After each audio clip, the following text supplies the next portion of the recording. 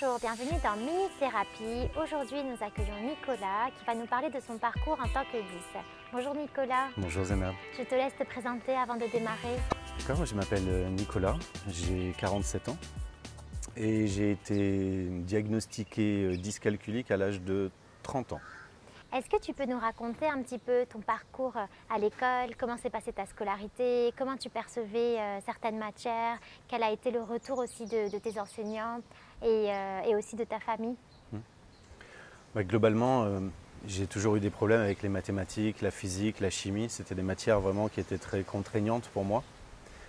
J'étais plutôt bon dans toutes les autres matières, donc il y avait une espèce d'incompréhension qui se faisait entre les professeurs et les parents quant au fait d'être mauvais dans ces matières-là, alors que par ailleurs j'étais bon dans toutes les autres matières.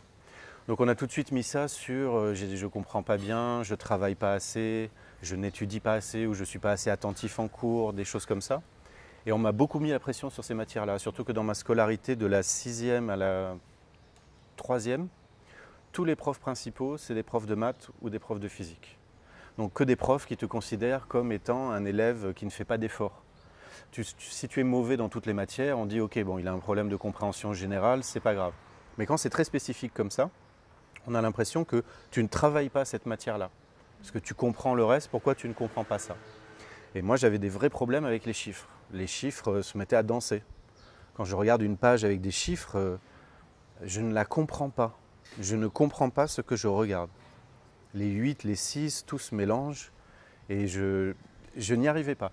Alors après, il y a quand même une partie des mathématiques où il y a des choses à parceuriser, qu'il faut apprendre par cœur, donc ça, pas de problème. Tu apprends, comment dire ça? Voilà, tu apprends, tu appliques, c'est simple.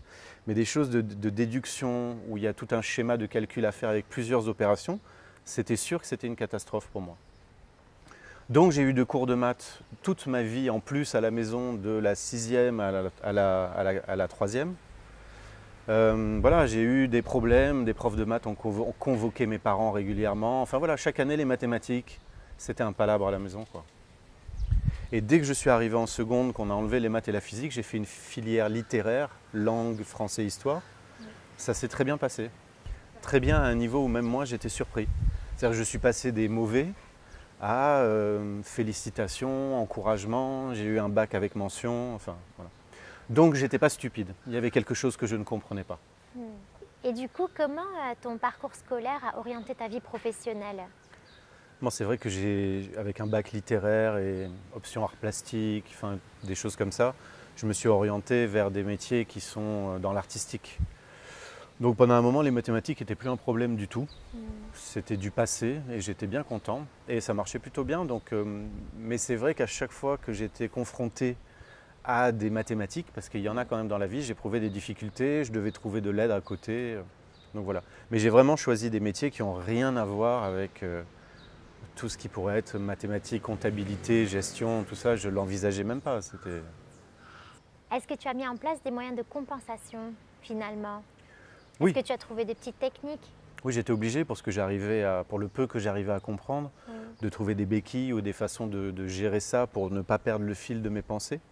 Donc j'avais une façon de faire des calculs ou de prendre des notes qui m'étaient très spécifiques. Je pense que personne n'aurait pu comprendre ce que j'étais en train d'écrire sur mon brouillon, mais ça me permettait moi de ne pas perdre le fil de mes pensées mathématiques, on va dire. D'accord. Et à quel âge un diagnostic a été posé? Alors à l'âge de 30 ans, pour complètement autre chose, j'avais des problèmes de stress et d'insomnie. C'était dû principalement aux soucis avec le travail, la vie d'adulte en général, etc. Et donc j'ai commencé à vouloir m'occuper de ça parce que vraiment le stress, c'était un vrai problème pour moi. Et à cette occasion, j'ai fait une batterie d'examens, et dont tous les examens pour les 10.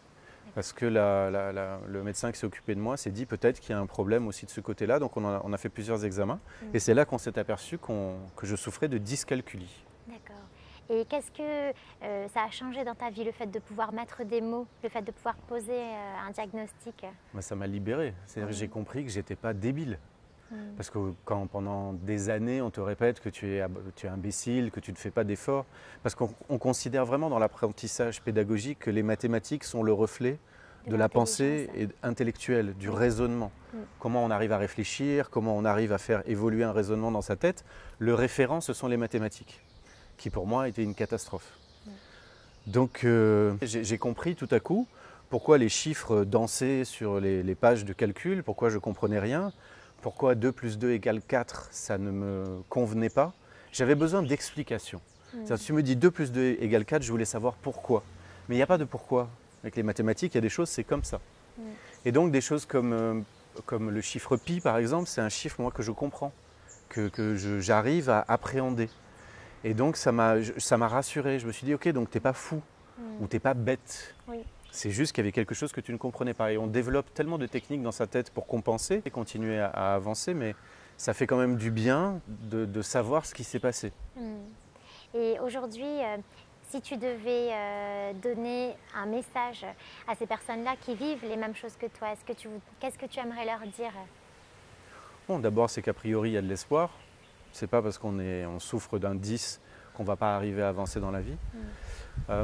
Maintenant, je pense qu'il faut s'exprimer. Peut-être que je pense que je n'ai pas assez exprimé à ma famille, à mes parents, au corps professoral, à quel point, enfin, ce qui se passait vraiment dans ma tête.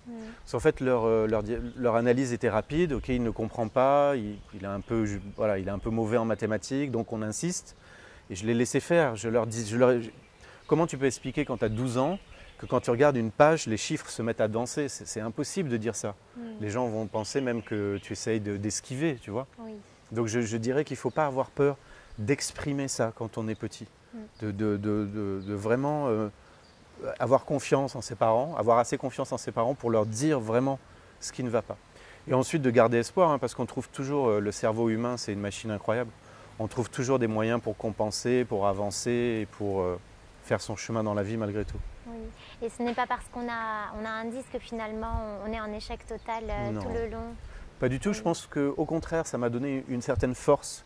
Parce que comme j'ai dû compenser par ailleurs, développer d'autres façons de penser, cette façon de penser-là un peu spécifique, je l'ai appliquée à plein d'autres choses dans ma vie. Et donc ça m'a servi. Espèce de gymnastique intellectuelle qu'on doit faire, ça m'a permis moi d'avancer ou de régler des choses dans ma tête à de multiples occasions. Merci beaucoup Nicolas pour ce témoignage. Merci à toi. Merci pour toutes les personnes qui t'écoutent, qui aujourd'hui ont un message d'espoir par rapport à tout ce qu'ils peuvent entreprendre par la suite. Merci. Merci. Merci beaucoup. C'était Nicolas et Zainab sur Minute Thérapie. À très bientôt.